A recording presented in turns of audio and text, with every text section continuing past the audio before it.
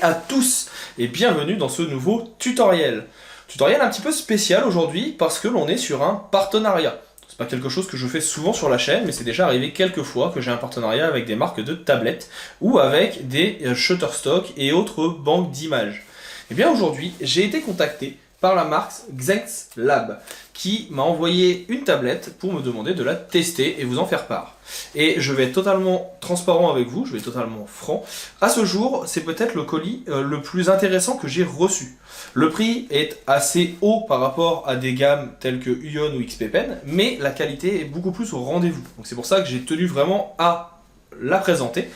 De plus, avantage, et c'est quelque chose que je trouve assez non négligeable, déjà ils m'ont envoyé la petite pochette qui va avec, je vais pas vous mentir, c'est assez cool. Ce que j'ai beaucoup aimé, c'est que, outre le fait qu'il y ait deux stylets, ils ont proposé également un pad qui permet d'avoir les touches en déporté. Je vous le montre un petit peu plus proche de la caméra. Et c'est quelque chose que je n'avais jamais vu sur les tablettes jusqu'à maintenant. Et personnellement, j'apprécie énormément. Je suis quelqu'un qui déplace beaucoup sa tablette, qui va avoir énormément de déplacements. Et de ce fait, eh bien, je suis toujours perdu avec les touches, de toujours essayer de régler etc. Ici, j'ai tout ce qu'il faut. En plus de ça, ils nous ont fourni, donc, comme je vous le disais tout à l'heure, deux stylets, donc totalement différents, et qui vont permettre en plus de pouvoir assez facilement adapter votre travail. Donc ça, c'est aussi quelque chose que je trouve non négligeable avec les différentes mines. Et ça, c'est vraiment un vrai plus. Donc je voulais aussi la présenter. Et bien sûr, on va passer un petit peu à la star de ce partenariat. C'est bien sûr la tablette que vous avez donc ici. Très très bonne qualité. Comme on n'a pas les boutons, on est vraiment sur quelque chose qui va être extrêmement grand, qui va être extrêmement intéressant et qui va permettre de pouvoir rapidement travailler. Donc bien sûr, je ne vais pas que vous la présenter comme ceci en introduction, on va aussi bien sûr la tester. Et pour ça, j'avais déjà fait un petit test sur Twitch il y a quelques semaines, certains d'entre vous l'ont peut-être vu, quand j'ai testé et reçu la tablette. On va venir réaliser quelque chose qui est inspiré d'une vidéo de Benny Production, que j'avais apprécié énormément, qui était tout simplement de venir prendre un Pokémon et de venir la re-réaliser, ou le re-réaliser, et bien tout simplement en réaliste. Pour cet exercice, j'ai fait le choix d'un Magnéti. Vous allez voir qu'on a récupéré pas mal de photos et on va venir donc le reproduire directement en photomontage. J'espère que le résultat vous plaira. Si c'est le cas, peut-être que je ferai d'autres tutos avec d'autres personnages de la pop culture qu'on viendra re-réaliser en photomontage. En tout cas, moi l'exercice, je l'ai trouvé très intéressant et très sympathique, donc je suis content de vous en faire profiter. Si jamais vous avez des questions, vous avez bien sûr les commentaires juste en dessous. N'hésitez pas, profitez-en. N'hésitez pas aussi à aller voir le lien dans la description pour la tablette. Ça peut toujours être utile et vraiment c'est une tablette que je recommande ne serait-ce que pour le côté movible que n'ont pas les autres et le packaging qui était vraiment un vrai plus, sans compter encore une fois le petit pad à l'extérieur. Bref, trêve de bavardage, attaquons tout de suite ce tutoriel et notre petit Magnéti. Attaquons donc la réalisation de notre Magnéti qui est ici. Pour cela, je vais le prendre en référence, petit CTRL A et CTRL C. Et j'ai préparé ici un petit espace de travail qui me permettra de l'avoir en petit et de voir sur lequel on va travailler par la suite. J'ai prévu ensuite un certain nombre d'images que j'ai récupérées sur différentes possibilités de bibliothèques telles que 123ref, Unsplash et autres, et ainsi avoir les différents éléments. Une petite boule de métal pour la base, une petite vis pour la tête, différents aimants pour venir retravailler et avoir un petit peu de relief. Je pense d'ailleurs partir sur celui-ci qui me permettra d'avoir justement du relief à cet endroit. Et ensuite, eh bien, tout simplement des vis. On va commencer par venir détourer notre aimant et on viendra le placer dans la composition. Ça va être une des parties les plus longues, le détourage et la récupération des différentes parties. Alors là, vous voyez que je ne vais pas forcément venir faire une récupération parfaite, mais ça me permet d'aller quand même assez vite.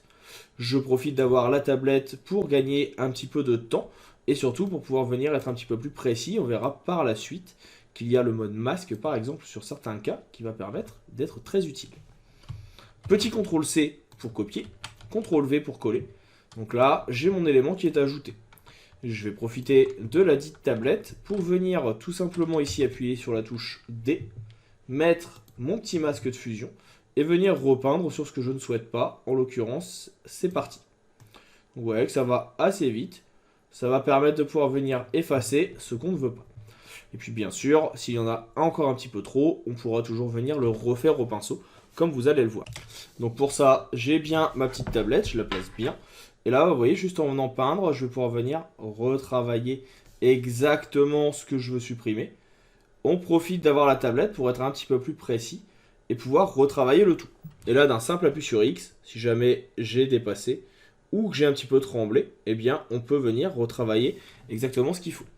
N'hésitez pas non plus, comme on est ici sur des lignes qui sont à peu près droites, on peut très simplement reprendre ici notre sélection polygonale. On efface ce qui ne nous plaît pas et on aura quelque chose qui sera beaucoup mieux. Une fois que ça c'est fait, on va les réduire un petit peu, parce que j'ai pas besoin d'en avoir autant. Je les mets en un peu plus petit. On les réutilisera tout à l'heure et on viendra même les modifier pour modifier quelques petites choses. Et on sait d'avance qu'il nous en faudra 2. En plus de ça, on va aller chercher ici notre petite vis. Donc pareil, soit vous venez faire un détourage rapide, soit vous avez un bouton qui s'appelle sélectionner un sujet, qui va vous permettre de récupérer la vis. Un petit CTRL C, un petit CTRL V. On a la vis également disponible. On verra tout à l'heure comment l'utiliser. On la met de côté, on peut même la rendre invisible. Donc celle-ci, on peut fermer.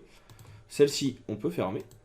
Ici, pour la petite boule, on reprend encore une fois notre petit élément de sélection. J'appuie sur la touche Alt et sur la touche Shift pour garder ce que l'on appelle l'homothétie, c'est-à-dire un cercle parfait. Je fais un petit CTRL X et ici, un petit CTRL V. On reprend notre outil de déplacement. J'ai coché ici option de transfert qui va me permettre de récupérer la forme. Et surtout, de pouvoir venir récupérer les éléments sur le côté pour adapter la taille. Et enfin, donc celui-ci on ne va pas l'utiliser, un petit peu compliqué. On va venir ici, on va récupérer les vis. Je profite de mon modèle, on voit que ce sont des vis cruciformes. On a ici des vis qui ne sont pas des vraies vis, mais on est sur des vis qui sont réalisées en vectoriel, mais je trouvais le style intéressant. Donc là, je vais également faire cela. Clic droit, transformer la sélection. Et je viens adapter ma sélection pour que ça corresponde à ce dont j'ai besoin. J'appuie sur Entrée pour valider, CTRL C, et on vient coller ici notre petite vis. Alors, je vois qu'il y a un petit débord blanc autour, on va le garder, ça ne me déplaît pas, on le réutilisera tout à l'heure. Et on va venir faire un petit CTRL J, parce qu'il m'en faudra 2. Donc là, on a nos différents éléments qui sont maintenant présents. On réduit la petite vis qui est ici, voilà, et je vais faire différents groupes. Donc là, je vais avoir un groupe qui va être pour chacun de mes côtés. Donc on va l'appeler aimant. Hop là. Je vais l'appeler G. Je vais avoir un aimant droit. Donc un aimant D. Je vais avoir ici un groupe avec ma vis. Je vais avoir un groupe avec la base, forcément, qui doit apparaître au-dessus de la vis, mais en dessous des deux aimants, tout simplement parce que les aimants doivent apparaître par-dessus et que ça sera plus simple. Donc, je sélectionne ma vis et ma base, et je vais juste les faire glisser en dessous. Et là, je vais pouvoir garder les deux, je vais les faire mettre dans la même chose, on va les appeler face vis. Ça permettra de les retrouver. Une fois que cela est fait, maintenant on peut attaquer. Donc on va venir placer déjà notre base au milieu. Les vis, on peut les placer tout de suite, au moins le placement sera fait. On va juste les réduire toutes les deux, toujours en appuyant sur Alt. Et puis, on va prendre une première vis, qui sera certainement par ici. La deuxième, petit contrôle pour la sélectionner, qu'on fera également par ici. On verra tout à l'heure si on vient réduire la taille ou non. C'est un premier jet pour l'instant. On sait qu'on aura la vis qui est ici, qu'il faudra venir mettre également en haut, qui servira de tête de vis, comme on a à cet endroit. C'est pas exactement la même, mais on comprend le principe. Et on va ensuite avoir nos aimants. Alors aimants qui sont un petit peu petits ici, qu'on va venir agrandir et tourner. Donc je vais avoir ici un premier aimant. On va le mettre un petit peu au-dessus. Donc on va essayer de reprendre l'idée qu'on a bien le bleu et le rouge en dessous. Et on va venir faire la même chose de l'autre côté. On agrandit un petit peu le tout. On vient tourner un petit peu. Et là, on va faire un clic droit et une symétrie horizontale. Tout simplement pour inverser les deux pôles et avoir donc, alors justement, en plus c'est moi qui fais une erreur, hop, l'avoir dans ce bon sens, qui est donc ici, pour que ça corresponde un peu plus à ce qu'on souhaite. Ce que vous pouvez faire, si vous voulez avoir l'angle ici qui va être le même, ce qui n'est pas le cas dans notre exemple, c'est qu'on va vraiment le mettre dans l'autre sens. ce que je disais bien au début, et on changera les couleurs. On va tricher un petit peu, mais je vous montrerai comment faire juste après. Et donc là, on va déjà avoir le placement de nos éléments. Ça va me permettre de venir replacer un petit peu plus ma vis. Je vais la mettre un peu plus par ici. Et celle-ci un petit peu plus par là. On aura l'œil qui sera ensuite à cet endroit, mais on verra ça après. Là, vous avez déjà les bases. On va maintenant venir prendre dans nos différents éléments ici. On va les grouper. Aimant D, aimant G. On va faire un CTRL G pour faire un gros groupe. Et au-dessus de ce groupe, je vais faire tout simplement un noir et blanc. Je vais venir l'appliquer de façon à ce qu'il ne soit que sur le groupe qui est en dessous. Et je vais prendre ici mes lassos polygonaux. Et je vais juste venir tracer ici une ligne. Je clique sur supprimer. On va venir faire la même chose de l'autre côté. Donc là, je l'ai fait à peu près au milieu. De façon à ce qu'on ait bien les effets de découpe. Alors, avec le noir et blanc, ce qui est intéressant, c'est que là maintenant, si vous le modifiez, surtout par exemple sur le bleu, vous pouvez venir éclaircir certaines parties. Pareil pour le rouge, de façon à avoir quelque chose qui soit plus ou moins de la même teinte. Et ainsi, on va pouvoir ensuite faire un niveau qu'on va venir appliquer également. Et là, si vous venez modifier le niveau, vous pouvez venir éclaircir votre élément de métallique qui est à cet endroit. Alors, on va venir l'éclaircir un petit peu. Je vais appuyer sur la touche Alt et je vais aussi dupliquer le masque de fusion, de façon à ce que ça ne modifie pas nos couleurs qui, elles, me plaisent très bien de base. Même si, comme je l'ai dit, on va les remodifier après. Et donc là, pendant ce temps-là, on peut venir retravailler le métal pour avoir quelque chose qui nous convienne exactement. Donc là, ça me plaît un petit peu plus. C'est pas parfait, mais ça me plaît. Là, on a tout simplement le double aimant. On va avoir une petite imperfection qui va être visible ici. Donc on va hésiter, ou plutôt on ne va pas hésiter, à aller revoir ici sur le noir et blanc. Essayer de corriger un petit peu sur le bleu pour qu'on ait quelque chose qui soit un peu plus parlant et qui soit un peu plus adapté.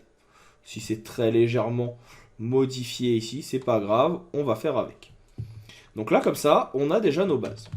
Ce qu'on va vouloir faire aussi, c'est que sur l'aimant qui va être donc à gauche, ici, on va vouloir inverser les couleurs. Comment faire? Je vais tout simplement venir utiliser ici teinte saturation. Je vais venir cliquer avec la petite main sur le bleu et on va venir changer la couleur du bleu. Et donc là, vous voyez que ça me permet de pouvoir venir adapter et par exemple venir mettre quelque chose qui sera plus de l'ordre du rouge, qui conviendra à ce que je veux mettre en place. Encore une fois, on peut venir appliquer pour que ça ne se fasse que sur ce qui est en dessous. Et ici, je vais venir reprendre ma sélection à l'aide de la touche CTRL pour venir repeindre sur les éléments que je ne souhaite pas garder, c'est-à-dire cette partie-là. De façon à ne pas changer, par contre, le gris que j'ai déjà modifié. On va refaire un autre teint de saturation. Bon, on peut le faire d'ailleurs même avec le même. Sauf que sur ce teint de saturation, cette fois, la couleur qu'on va prendre, c'est le rouge. Et là, on va pouvoir venir changer le rouge pour demander à ce qu'il soit bleu. Et ainsi, j'ai pu inverser mes deux couleurs. Et encore une fois, on reprend la sélection. On va juste lui dire que ici, par contre, tu vas être bien gentil de ne rien modifier. Et là, on a inversé les deux. Si vous voulez rechanger, parce que le bleu ne convient pas, vous reprenez ici la teinte qui était à la base rouge. Et là, vous venez adapter. Donc là, nous, on reste sur du bleu. Mais on veut peut-être quelque chose d'un peu plus sombre. Et donc pour ça, on a les modes colorimétriques qui sont ici. Et donc, que l'on peut utiliser. À vous d'adapter, bien sûr, comme vous le souhaitez, pour avoir quelque chose qui vous convient. Là, j'ai peut-être un petit peu trop découpé. Profitons encore une fois de la tablette. Vous pouvez zoomer. Et puis, on va juste aller venir ici dire que cette partie-là, qui est restée rouge sur ne serait-ce qu'un pixel, voilà, on veut aussi que, elle soit colorée. Puis CTRL D, ça permet d'avoir notre élément.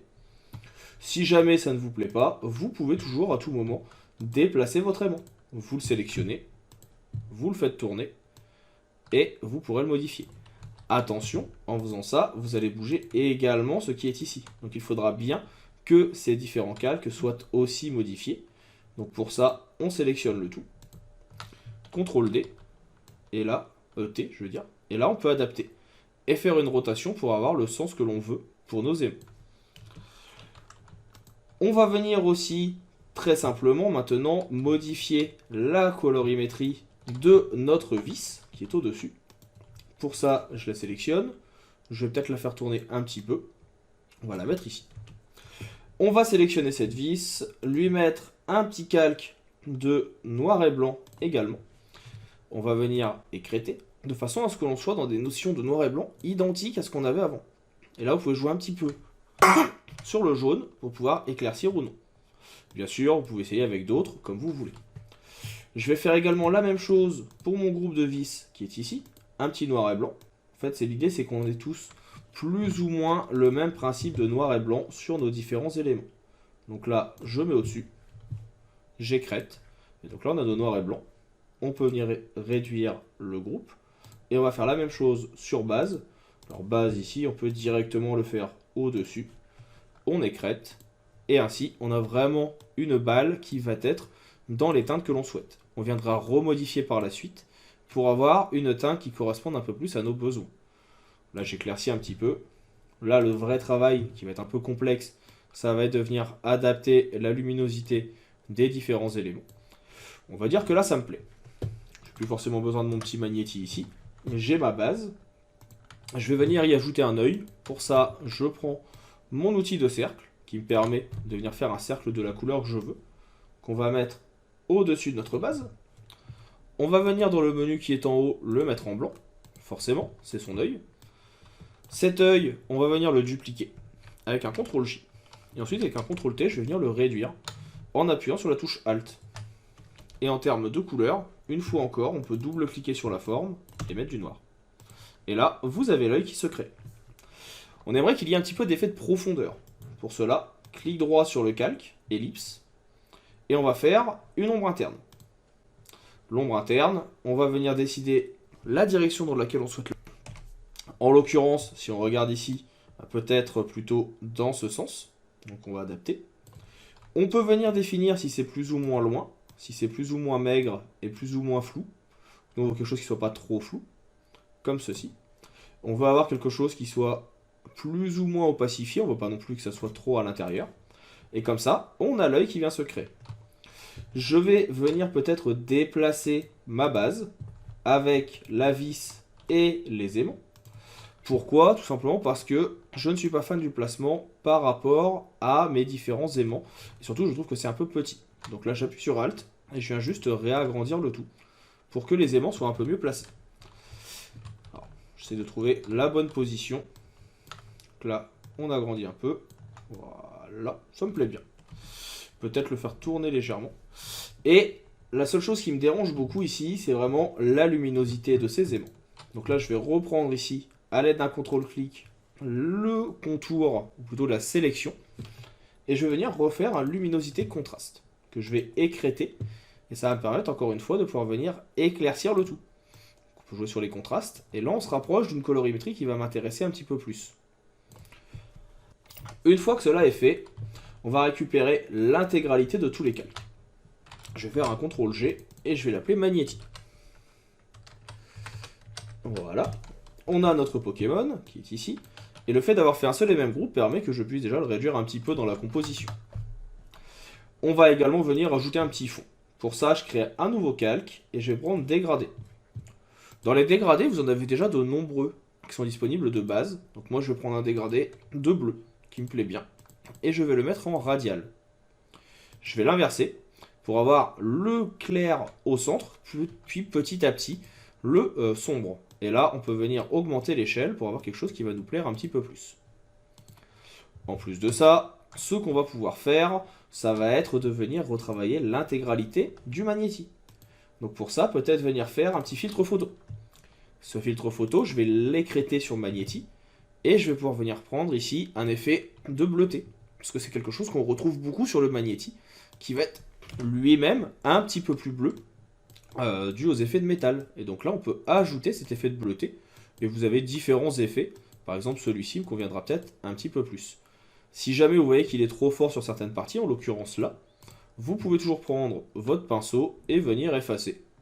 Cela est à faire comme cela vous arrange. Vous voyez que ça peut se faire rapidement. On peut aussi venir enlever ou baisser l'opacité pour avoir quelque chose qui va nous plaire un petit peu plus. En plus de cela, pour finaliser, On va encore une fois profiter que l'on a la tablette. On peut essayer des petites choses, par exemple au-dessus de notre calque de dégradé, mais en dessous de notre magnéti. On peut très bien prendre ici notre pinceau, garder une opacité comme elle est actuelle, baisser la dureté pour avoir quelque chose de flou, et puis pourquoi pas, hop, venir créer ici tout simplement une ombre. Cette ombre, on va venir faire un effet de flou, flou gaussien. On peut venir augmenter l'effet de flou gaussien, et ça va permettre de venir créer une ombre sous le magnéti. Ombre qu'on va baisser en opacité, pour qu'elle ne soit pas trop présente, mais qu'on ait bien quelque chose qui permet de donner un petit peu de relief. Et puis même si on veut aller un petit peu plus loin, si le magnéti vous a bien plu, pourquoi pas tout simplement venir en créer d'autres. Donc là, je vais tricher un petit peu, je viens refaire un groupe dans un groupe, qui est ici. On va pas modifier pour l'instant notre ombre, mais je vais faire un CTRL-J. Alors déjà un CTRL-T, un CTRL-J je veux dire, c'est ça. Comme ça je garde celui-ci qui ne sera pas modifié. Celui qu'on vient de faire là, on va le réduire. On va faire un CTRL-J pour en avoir un autre. On va le tourner un petit peu. On va venir le mettre ici. Celui qui est en bas, on va venir le tourner peut-être dans le sens inverse. Voilà. Et puis, alors je vais peut-être pas assez tourner celui-là. Il faudrait que je revérifie exactement comment est le magnéto.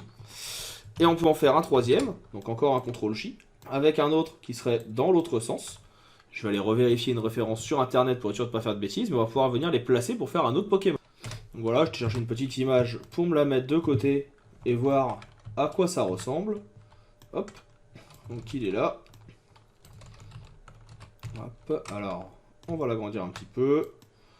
Alors il y a un effet de 3D un peu plus important sur celui-ci, donc ça peut peut-être être un petit peu plus compliqué, mais au moins on aura l'idée. Donc le troisième, il est là. Et donc l'idée c'est d'en avoir un dans ce sens-là, en bas, mais qui n'aura pas forcément la vis, de ce que je comprends. Ah non, c'est juste qu'il y a une seule vis au lieu d'en avoir deux. Ceux du bas n'auront qu'une seule vis. Donc ça permettra d'avoir justement ce mélange beaucoup plus intéressant. Donc on aura celui-ci, voilà, qui va tourner un petit peu. Et en fait, même s'il se superpose en termes de vis, de ce que je comprends, voilà, on va en supprimer une. Donc on va la sélectionner, on la supprime, on gardera celle-là. D'ailleurs on va peut-être faire qu'il est un petit peu plus petit pour que ça corresponde à la logique. Là j'ai déplacé trop de choses, je vois que j'ai déplacé un point qui n'aurait pas dû être déplacé. C'est ça de vouloir faire des tests non prévus dans la vidéo d'origine. Voilà. Donc ce groupe là on va le réduire un petit peu. Voilà, le tourner pour que ça fonctionne un peu mieux. Donner l'impression qu'il y en a un qui sont un peu plus petits. Le dernier groupe, pareil, on va le tourner, peut-être le réduire un peu. Voilà, on va le faire tourner, il faut qu'il soit un peu plus grand malgré tout. Le faire tourner légèrement ici. Ah, c'est beaucoup plus compliqué que ça. Ah si, on peut le faire comme ça. En fait, ce qu'il faudra que je change, ça va être l'emplacement de ces éléments-là. Ce sera un peu plus long, parce que du coup, je sais qu'il y a quelque chose que j'ai un peu mal fait dans le travail des aimants, qui me prendrait un peu plus de temps. Donc malheureusement, je ne pourrais pas vous montrer. Si vraiment ça vous intéresse, n'hésitez pas à me le dire dans les commentaires. Ça fera l'objet d'une autre vidéo où j'irai justement retravailler le fichier. Malheureusement, là, je l'ai un peu mal préparé. Parce que comme je n'ai pas activé ou que je n'ai pas fusionné le changement de couleur ici, si je déplace mes aimants, le changement de couleur ne sera pas pris en compte. Bref. Dans l'ensemble, donc voilà pour le petit magnéti. C'est un photomontage, donc je le rappelle, qui était tiré d'un tutoriel de Benny Productions, que je trouvais très très sympa. On est sponsorisé pour cette vidéo, et je les remercie encore par Zenslab, donc qui fournit des tablettes, et surtout qui fournit une tablette, comme vous avez pu le voir en introduction, que j'apprécie énormément. Vous retrouvez tous les liens dans la description, le lien où acheter la tablette, mais aussi le lien de leurs réseaux sociaux. Je le répète, hein, je l'avais déjà dit, mais pour moi ça reste une des meilleures tablettes que j'ai eues à ce jour, tout simplement parce que entre le pad déporté, une taille vraiment beaucoup plus intéressante de tablette pour travailler, mais aussi l'utilisation des deux stylets, c'est vraiment un très très bon produit que je recommande. J'espère en tout cas que ça vous plaira, n'hésitez pas à aller voir ce qu'ils font, c'est vraiment une très bonne marque. Et bien pour ma part en tout cas, j'en ai maintenant terminé avec ce tutoriel, j'espère qu'il vous aura plu. Si jamais vous avez des questions ou si vous avez aimé le principe et que vous souhaitez qu'on fasse d'autres Pokémon, n'hésitez pas à me le dire dans les commentaires. Vous m'envoyez le Pokémon ou l'animal ou l'élément un peu de pop culture que vous aimeriez voir en réel. Ça peut être l'occasion d'une série ou d'autres exercices, ça sera avec plaisir que je viendrai retester ça. Dans tous les cas, pour ma part, il ne me reste plus qu'à vous dire à bientôt, à vous souhaiter une bonne continuation et un bon apprentissage de